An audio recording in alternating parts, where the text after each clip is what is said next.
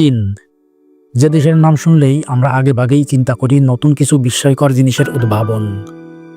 চীনারা যেমন বিস্ময়কর জিনিস উদ্ভাবনে সবসময় অন্যদের থেকে আলাদাভাবে এগিয়ে, ঠিক তেমনি খাবারের ক্ষেত্রেও অন্যান্য দেশ থেকে এরা সম্পূর্ণরূপে আলাদা। আজকের ভিডিওতে আমরা চীনের ঐতিহ্যবাহী খাদ্য সংস্কৃতি নিয়ে জানব। তো চলুন শুরু করা যাক। চীনারা সাপ, ব্যাঙ, কাঁকড়া ইত্যাদি খায় কেন? এই প্রশ্নের উত্তর খুঁজতে গিয়ে আমরা চীনাদের বেশ কয়েকটি বিষয় খুঁজে পেয়েছি, আর সেগুলো হলো: নাম্বার 1, ঐতিহ্য ও খাদ্য সংস্কৃতি।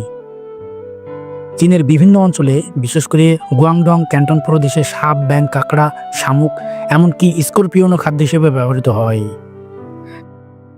ক্যান্টনিজ রান্নায় প্রায় সব ধরনের প্রাণীই ব্যবহৃত হয়, যেমন ব্যাঙের পা, সাপ, শামুক ইত্যাদি। আর এইগুলা চীনের ঐতিহ্য ও খাদ্য সংস্কৃতির সঙ্গে ওতপ্রোতভাবে জড়িত। নাম্বার 2, চিকিৎসাগত বিশ্বাস ও স্বাস্থ্য উপকারিতা। চীনা ঐতিহ্যবাহী চিকিৎসা বিজ্ঞানে এই সমস্ত খাদ্যকে ঔষধ হিসেবে বিবেচনা করা হয়।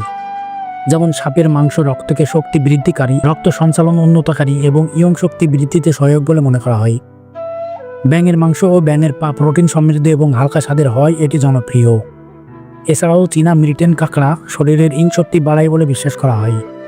বিশেষ করে সাংহাই অঞ্চলে এটি শরতের একটি জনপ্রিয় খাবার। নাম্বার 3, সম্পূর্ণ প্রাণী ব্যবহার ও অপচয় রোধ। চীনা খাদ্য সংস্কৃতিতে সম্পূর্ণ প্রাণী ব্যবহার করে অপচয় রোধের গুরুত্ব দেওয়া হয়। এই দৃষ্টিভঙ্গি অনুযায়ী প্রাণীর বিভিন্ন অংশ, যেমন অঙ্গ প্রত্যঙ্গ, চামড়া, রক্ত ইত্যাদি খাদ্য হিসেবে ব্যবহৃত হয়। এই অভ্যাস পরিবেশ বান্ধব এবং টেকসই খাদ্য ব্যবস্থার অংশ।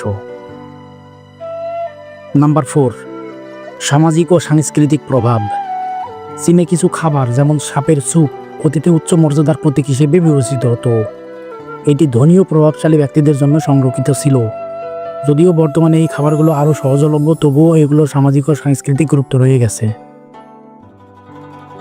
নাম্বার 5, আধুনিক খাদ্য বাজার ও বৈচিত্র্য। চীনের আধুনিক খাদ্য বাজারে বৈচিত্র্যময় খাবারের চাহিদা বৃদ্ধি পেয়েছে। বিভিন্ন ধরনের প্রাণীভিত্তিক খাবার, যেমন সাপ, ব্যাঙ, কাঁকড়া ইত্যাদি রেস্তোরাঁ ও রাস্তার খাবারের স্টলে সহজলভ্য। এই বৈচিত্র্য চীনের খাদ্য সংস্কৃতির সমৃদ্ধি ও উদ্ভাবনশীলতার প্রতিফলন। সুতরাং আমরা সবশেষে এটাই জানতে পারি, চীনের এই খাদ্য অভ্যাসগুলো তাদের ঐতিহ্য, চিকিৎসা বিজ্ঞান এবং সামাজিক সংস্কৃতির সঙ্গে গভীরভাবে জড়িত। যদিও এই খাবারগুলো অন্যান্য সংস্কৃতিতে অস্বাভাবিক বা অপ্রচলিত বলে মনে হতে পারে, কিন্তু চীনে এগুলো স্বাভাবিক ও সম্মানিত খাদ্য হিসেবে বিবেচিত। বন্ধুরা, ভিডিওটি যদি ভালো লেগে থাকে তাহলে অবশ্যই চ্যানেলটিকে সাবস্ক্রাইব করে দিবেন এবং ভিডিওটি অন্যদের মাঝে শেয়ার করে দিবেন। আর পরবর্তীতে কী বিষয়ের উপরে ভিডিও চান তা অবশ্যই আমাদেরকে কমেন্ট করে জানাতে ভুলবেন না। আজকের ভিডিও থেকে বিদায় নিচ্ছি। আল্লাহ হাফিজ।